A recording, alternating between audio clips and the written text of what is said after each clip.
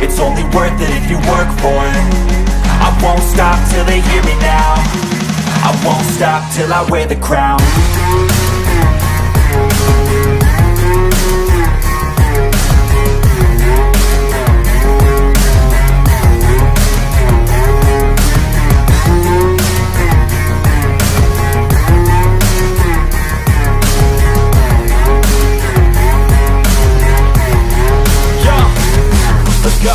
I'm just telling you to fight for your dreams, but it's not what it seems. Man, it's hard to be seen when everybody wants to be king. Yeah, they all want a ring. Yeah, we all want to be free. Bah humbug. Christmas Eve and the Lions take an L in this bad boy.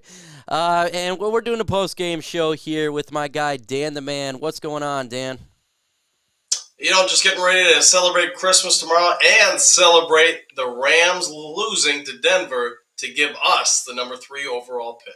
Oh, we need the Rams to lose that game in a big way. But before we get into that, if you're not a subscriber to Lions Nation Unite, do so. We are 40 subscribers away from 5.5 thousand subscribers. An amazing turnaround for this channel. When I started out here, we only had 700 subscribers. And less than a year, we're almost at 5.5. So if you're watching this, go ahead and subscribe. We talk all things, obviously, Detroit Lions on this bad boy. That's what this is all about. And before we get into this game, I want to wish everybody a Merry Christmas and Happy Holidays.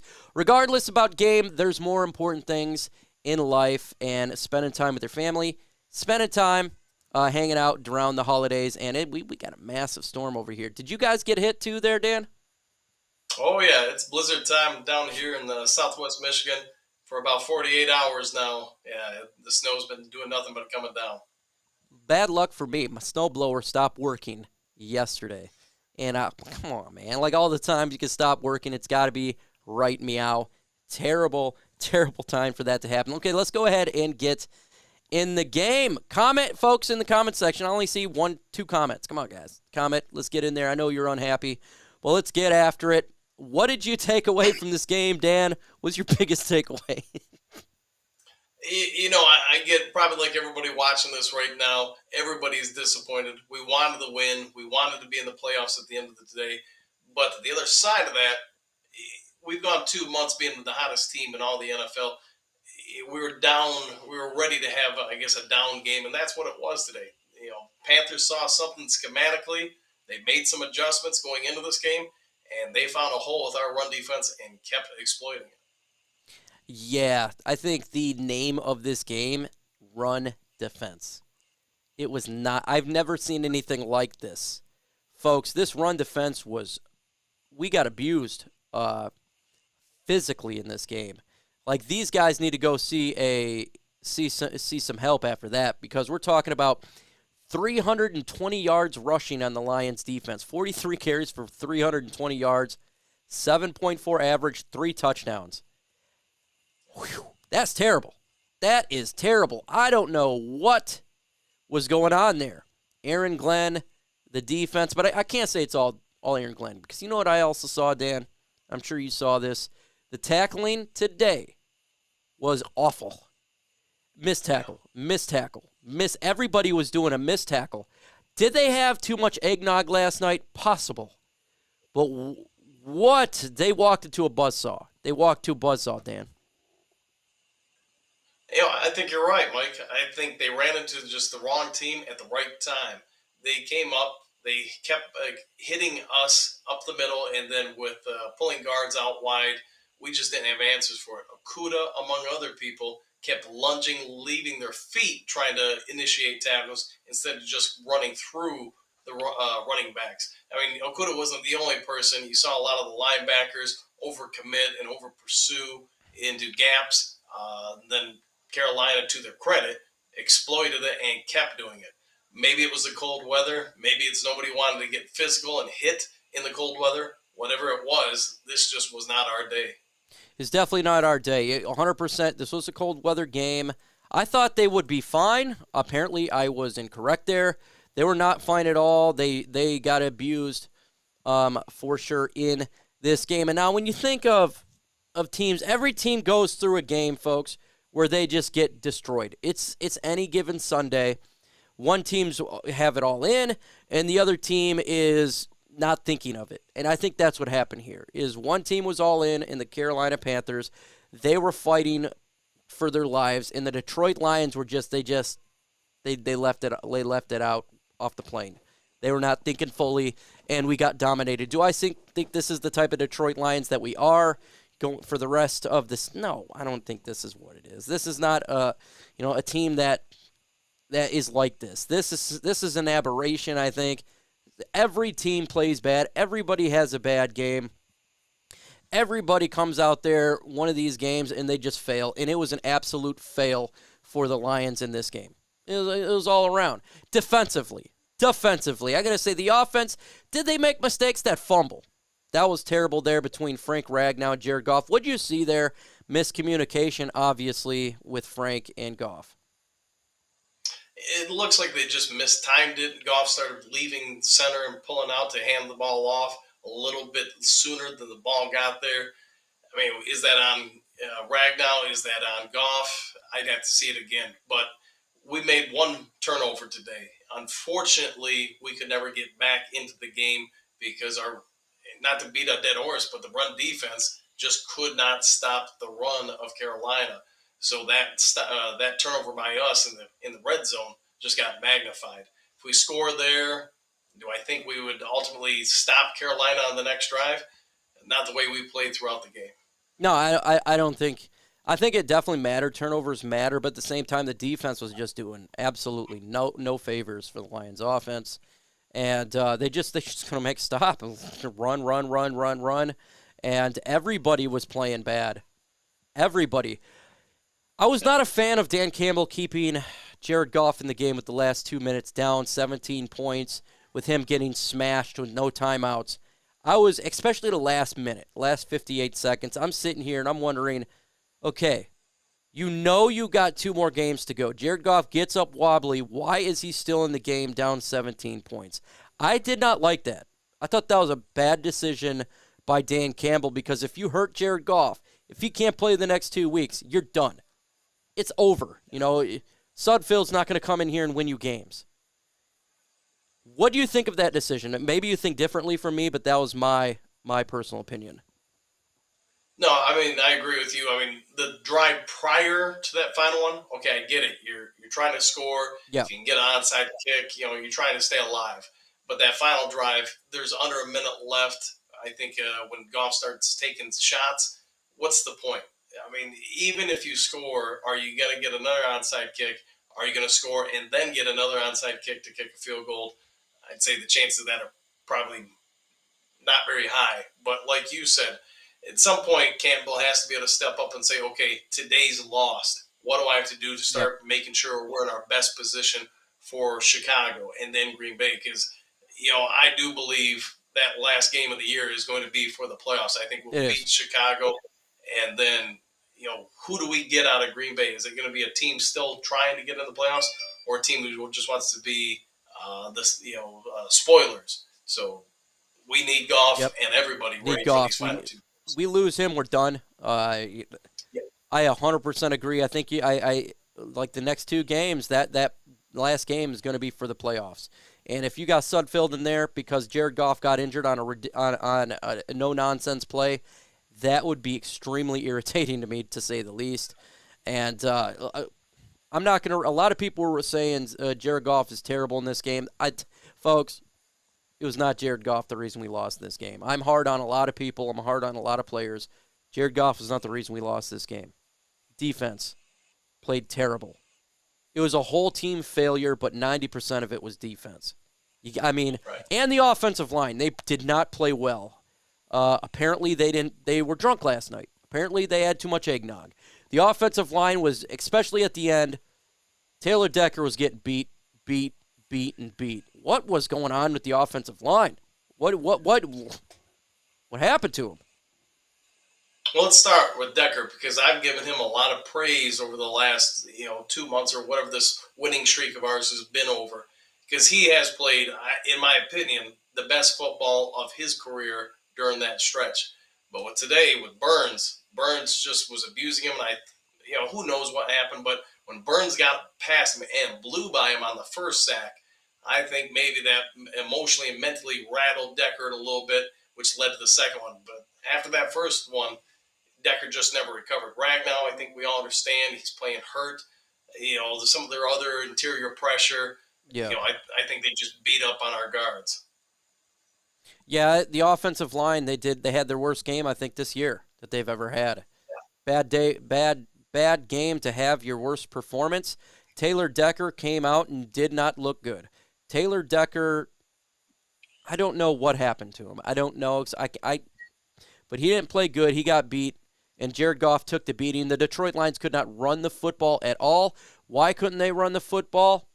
It's simple, folks, because the game got out of hand real quick, and they had to do passing. What do you think about Ben Johnson's play calling? I did not like the fact they were running at the very end, like the last two drives. They were huddling up and running. I'm sitting here. I'm saying, hurry up, guys. Hurry up, offense. We got to do 2-minute offense. We got to. This clock is going out. You still have a shot. I didn't like that from Ben Johnson. I did not like that. I got to say this. I thought that was not acceptable to me. Thoughts on that? Oh, I'm agreeing with you. My thought was in the game, I want to say it was just around 9 minutes left to go. We're down basically 4 scores, maybe it was 3 scores, whatever it was. And we were just burning a lot of time off the clock by huddling up, running plays, talking about it. In my opinion, we're taking off about 15 to 18, maybe 20 seconds. We didn't need to. I think at that point in the game, Ben Johnson's got to have us going hurry up offense, just because the simple fact, if you're going to realistically come back, you've got to save every amount of time you can so your defense can get some stops, plus your offense, when you get back on the field, has an opportunity to get going down the field. So could they have saved a few minutes? Absolutely. Maybe some of that is Ben Johnson really is only in his first full season as an offensive coordinator. He's going to get better, I'm sure, over time. Yeah, he'll get better over time for sure. It's just look. You gotta do criticism. You gotta do some shout outs. I think that's really important that you hit all aspects of this thing. And before I be negative more, how about we talk about Shane Zylstra? 3 touchdowns from the young buck. How about that? He's the MVP of the game, even though he lost. Good God, man, that looked really good. Well, if you had him on fantasy football, you're cheering up and down today. The fact of the matter is, since the Lions sent T.J. Hutchinson to Minnesota, they've had tight ends by committee, and I think that some of that has benefited the offense because T.J., for all of his greatness, if you're going to keep him around, especially at the price tag he's going to command next year, you've got to get production out of him, which means you've got to set plays up specifically for him. The Lions love to use more 2-3 receiver sets and then occasionally catch people off balance with these 3 different tight ends that they primarily use. Today, Zylstra was the hot hand, like Brock Wright was at the end of last week. And let's be fair, all these guys don't seem that dissimilar. They all seem to be a little bit better in run blocking, in my opinion, than TJ.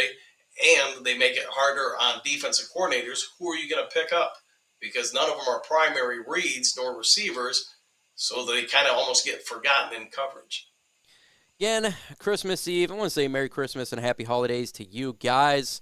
I understand we lost, but it's still the holiday season, Christmas Eve. You got to have a good time with the family. Totally get it if you guys are not tuning in now or even before. Totally expect it. People are spending time with the family 100%. That's why we're kind of skeleton crew today. We are. Because why? It is what it is. That's a hashtag effects. Let's get into Jared Goff now. A lot of people want to talk about Jared Goff. He was 25-42, 355 yards, 3 touchdowns, 0 interceptions. What do you think about Jared Goff's performance today? Grade it in the comments section as well. I want to see what you guys said. Grade Jared Goff. What do you think about how his performance was today in today's game? I give him a B. I don't think he was great, but I don't think he was bad. You talked about his completion percentage, but let's also take in the fact, I believe 4 passes got batted down at the line of scrimmage. Yeah. We've had constant commentary last year and this year about his arm strength. He can't throw the deep ball. Yet today, in cold weather where everybody's struggling to stay warm, he's able to air it out over 50 yards on a deep pass across his body and across field down to Khalif Raymond.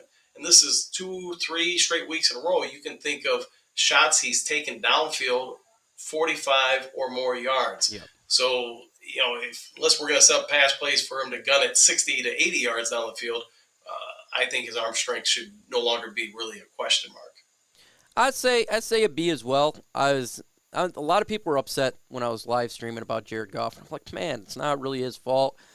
Could he play better? The 4 batted balls, that was something we seen last week too. It wasn't 4, but today he did bat the ball down, or the defensive linemen did put their hands up. I think they're starting to see something. I think Jared Goff's got to correct that.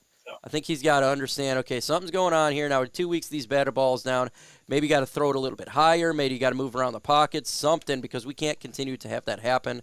You got to complete those passes. I love his beautiful passes to DJ Chark and Khalif Raymond. Those are long passes, touch, perfect.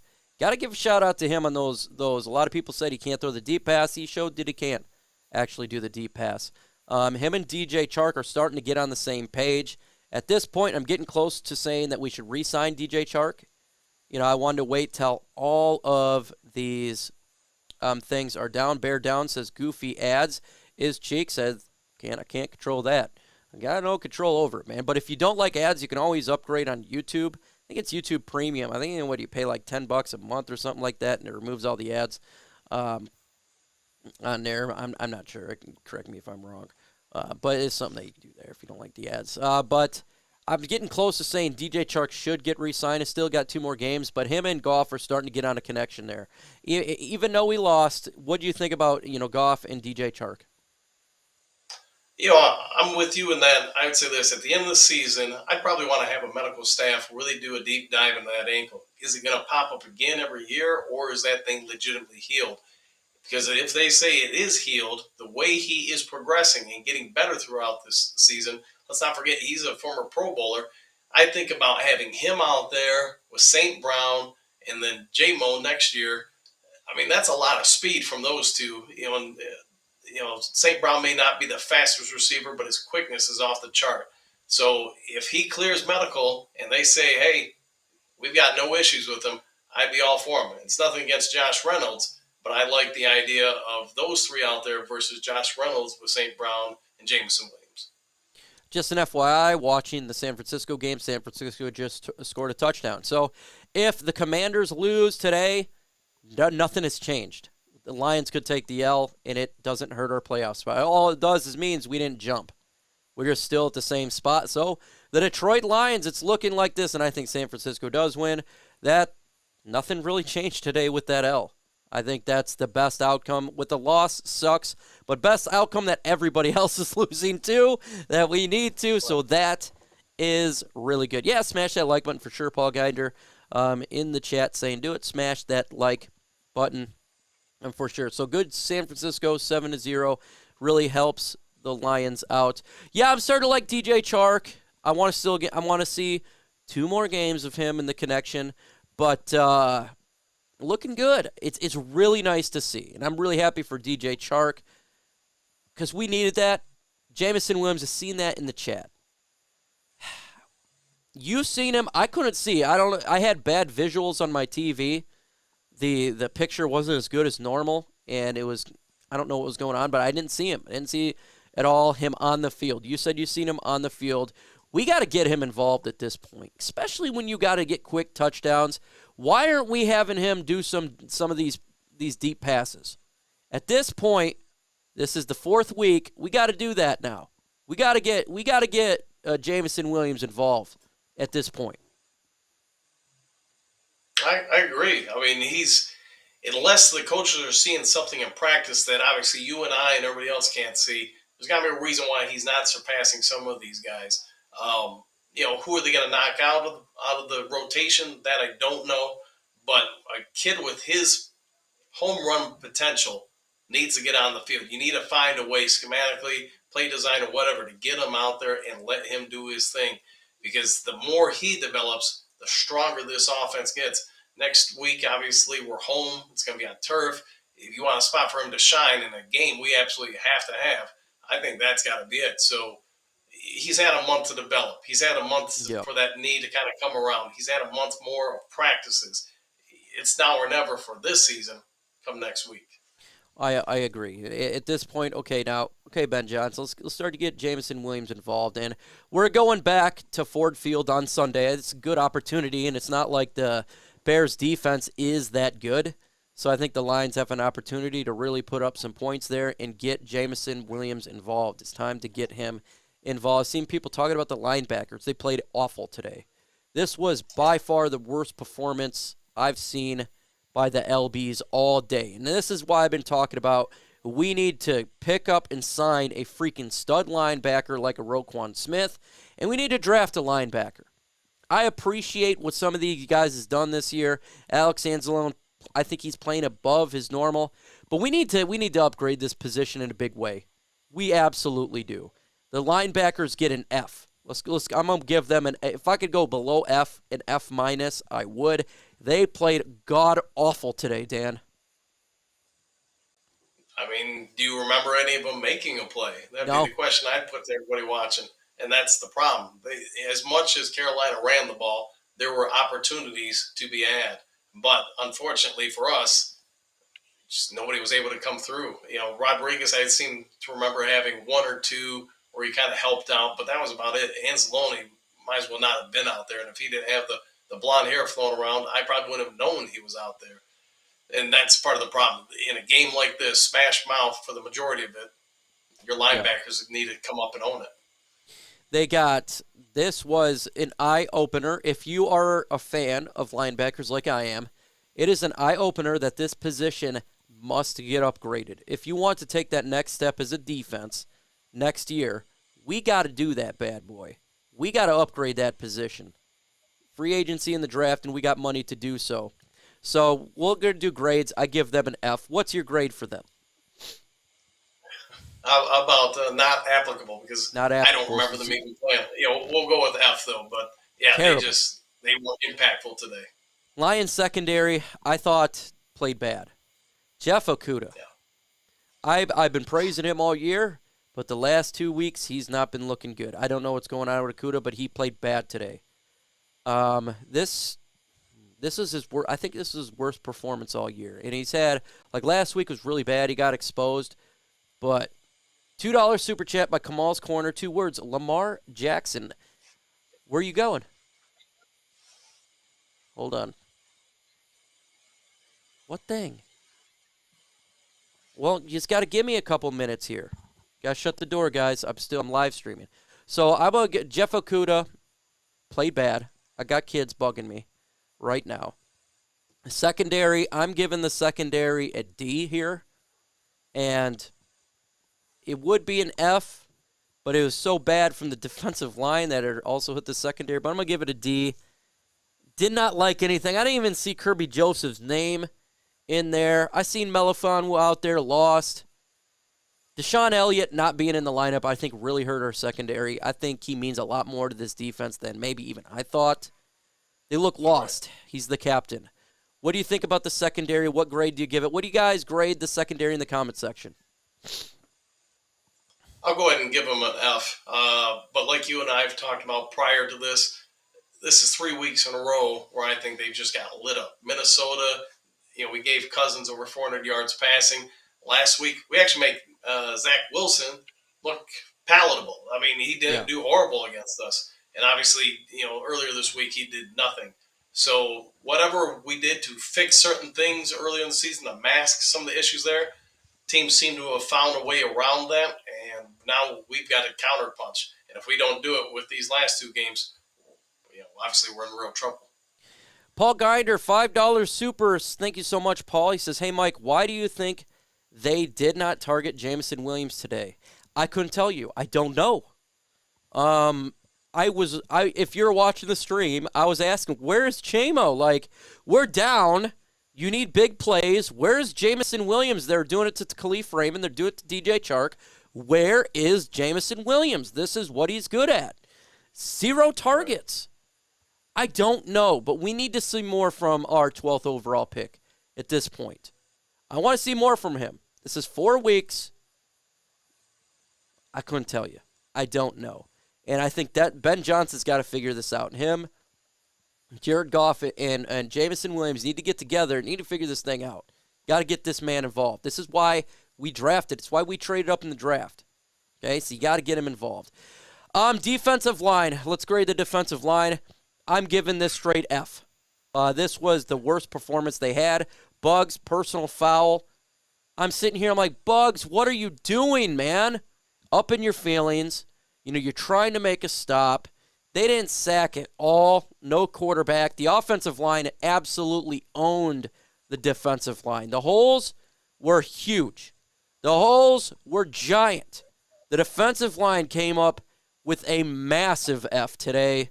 If I can give it anything lower, it would be the lowest grade they had all year. Grade for you for the Lions' defensive line. I just think basically like the defense overall is just an F. I mean, there's no players that stepped up to help out. There's nobody I could ever see on the field trying to rally the unit and say, hey, we've got to pick it up here. They just seemed resigned to what was happening and get on that bus to the plane and get back home. Yeah, complete F there. Defensive line was booty cheeks in this, and that hurt us for sure. They just thought it. F's across the board so far. I'm seeing in the comment section. F, F, F, F, F, F, F, F. Well, what does Dr. Detroit says? Who are playing in the Super Bowl? Who are we playing in the Super Bowl? Well, right now we got to get into the playoffs first before you can play at a Super Bowl. Right. One step at a time. One step at a time here. Let's go ahead. Special teams. I'm not even going to. I don't know. Special teams. In this one. We'll just go let's go to the offensive line for the Detroit Lions. I'm giving them a D-. I want to give it an F. Sacking Jared Goff. Can't open up. He did nothing in the run game. Penalty. What do you give the offensive line? I'll give them a C-. I mean, the first 3 quarters, they were good in pass protection, but they were horrendous in run blocking. And some of that, I get Evan Brown's playing left guard for us, and really he's a center, and his strength is pass blocking. He is not good by any means in run blocking, but the rest of the guys have no real excuses. Those are your starters, those are your big studs, and we got owned. Yeah. 100% owned in this game. F, F, F. I see that in the comment section. Yes, that was my point, Mike. I don't think the players started to read the hype and got lazy a bit. They could have, 100%. They definitely could have read the hype and got lazy a bit. Not saying that's the case. I'm just saying it's a possibility. 100% possible. The running game, I'm giving this one an F. They did nothing in there. You look at the stats. This is booty cheeks run game. For the Detroit Lions rushing, they're 17 carries for 45 yards. That's terrible. Yeah. That's an F. How many of those? Mike, how many of those yards were Goff? 15. Yeah. That was terrible, man. So I give them an F. What about you? F. I mean, it just goes around from that defense to the running game. Yeah. Oh, man. Tight ends, I giving them an A+. I thought the tight ends played fantastic. 3 touchdowns by Shane, James Mitchell, and Brock got in there. Giving them an A+. You get 3 touchdowns by one player, you get an A for me. I'll give them an A-. I love the way they played in the passing game. Really, the only thing that I would kind of ding him on was Mitchell in the run blocking game. He had a couple times where I thought he just got flat out beat, but he's a rookie. He's developing. It's going to happen. So we got those 2 there. Let's get the wide receivers. I will give the wide receivers a B+. Chark, they continue to do their thing. It's not like they were screwing up in the game or anything. I thought they played fine. I give them a B+. I'll go ahead and go B. I mean, there was nothing great about them. They did their jobs. They did what was expected. Mm-hmm. They didn't have any big, huge splash plays outside of the deep bomb, I thought, to Khalif Raymond. And he did have one with Shark, I think, down the sideline. That wasn't too bad. All right, Jared Goff. We already talked about him. I thought he played all right. Yeah, the fumble, that was terrible. It sucked. But that was him and Frank Ragnow. Other than that, it's not like he was throwing picks or anything. And he had pressure at the end of the game. He had no choice. And he put up 300-some yards, 3 touchdowns. Thought he played all right. Coaching, Kamal's Corner, $2 Super Chat. Thoughts on the Lions getting Lamar Jackson? We're not going to be getting Lamar Jackson. Kamal's, I think that's pretty much the fact that, first off, Lamar is going to stay in Baltimore. They're going to franchise tag him. And if you wanted to get him, you're going to have to give up 3 first-round picks and 2 second-round picks.